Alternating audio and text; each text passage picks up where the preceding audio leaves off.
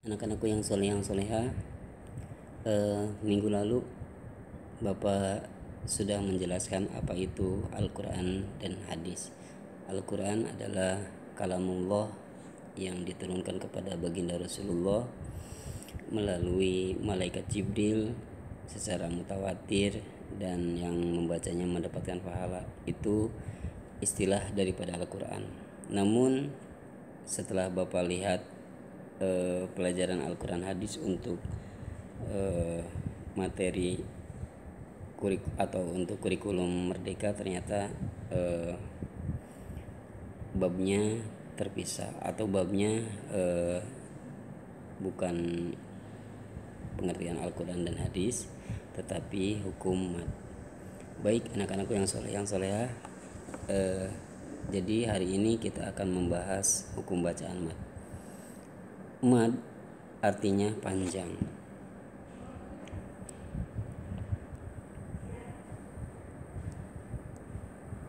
Mad artinya panjang. Jadi mad artinya panjang.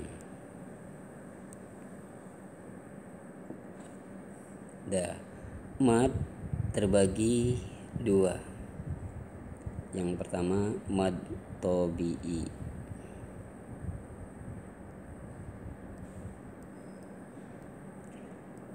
Yang kedua mad far'i. Nah, mad tobi'i bisa juga disebut mad asli, ya.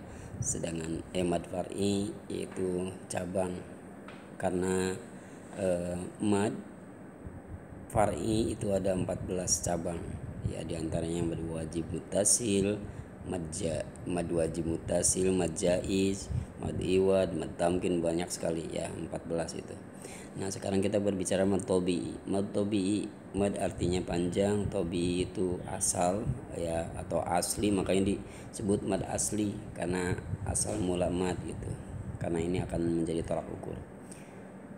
Tapi sebelumnya huruf mad ada 3, yaitu alif, waw, dan ya. Ya, alif, waw, dan ya itu adalah huruf mad. Nah, mad tobi'i itu memiliki syarat. Syarat yang pertama yaitu harus bertemu dengan temannya, ya. Artinya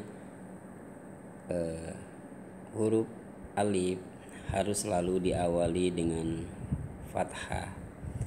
Kemudian ya harus selalu diawali dengan kasroh, sedangkan waw selalu diawali dengan domah.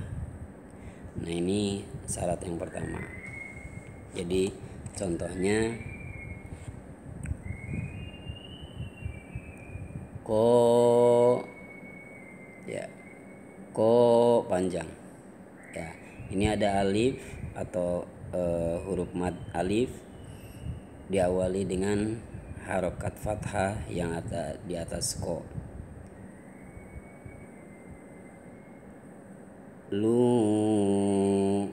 ya, mohon maaf, ini agak susah kalau menulis di tab atau di handphone, jadi seperti ini, kurang bagus tulisannya, ya.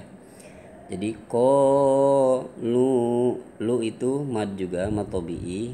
Jadi sebelum waw diawali harokat domah yang ada di la. Jadi konu. Nah, kemudian kalau contoh ya, fihi, ya, sebelum ya ada harokat kasroh. Nah, itu mad tobi'i, ya. Kemudian yang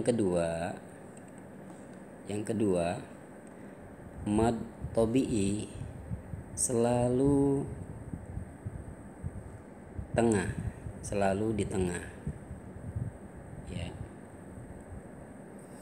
Ya, kenapa di tengah? Karena mad tobi'i, ya, kalau misalkan di akhir, misalkan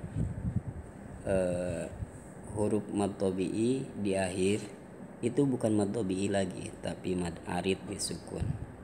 Nah, jadi alhamdulillahi rabbil alamin.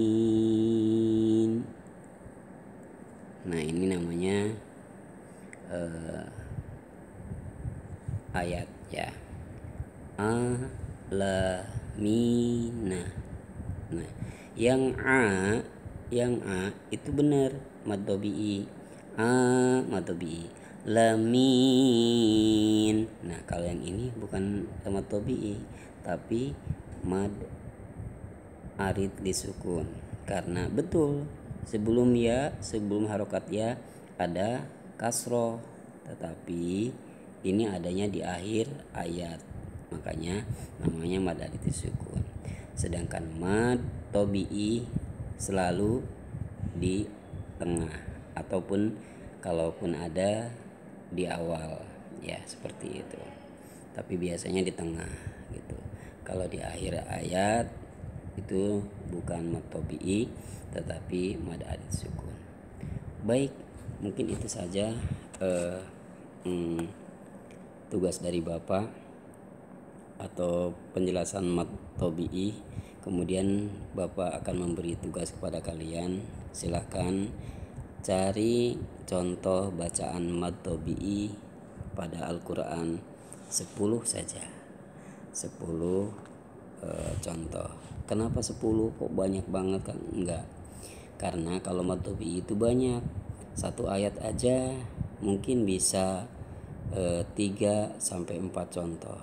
Makanya kalian buat 2 ayat, misalkan 2 ayat yang memiliki hukum bacaan mad tabi'i gitu, misalkan walaupun 2 ayat tapi sudah 10 contoh, misalkan seperti itu. Ya, mungkin itu saja yang dapat Bapak sampaikan. Mohon maaf. Assalamualaikum warahmatullahi wabarakatuh.